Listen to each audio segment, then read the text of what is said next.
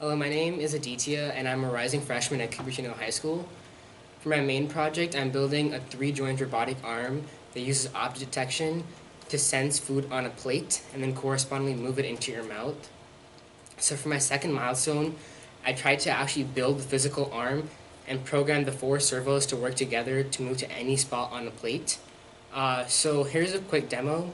So as you can see on the actual plate, this wood piece, there is a grid, and that kind of represents all the spots or all the locations the arm can go to, as well as the program requires an x and y coordinate, an x coordinate being the column number and the y coordinate being the row number.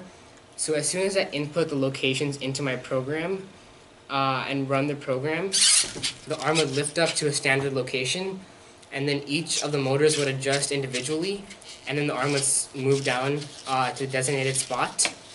As you can see right now, there isn't really a fork. There's only two pencils, but I'm using the pencils right now to test the accuracy of my program.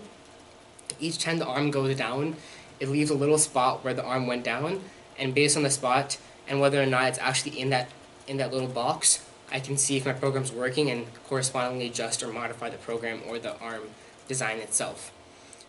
So the design of the arm is simply just the four servo motors. The bottom servo motor is the one that holds the entire arm and lets the arm move in a 180-degree radius. The other three servo motors are in the same axis but have to work together in order to go to any spot on the actual plate itself. So once the arm comes down and picks up the food, it would move to a standard location near the person's mouth, and then the person can just reach out and then grab the food with their own teeth.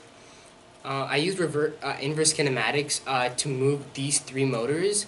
Inverse kinematics is the use of kinematic equations to essentially move to a certain end effector.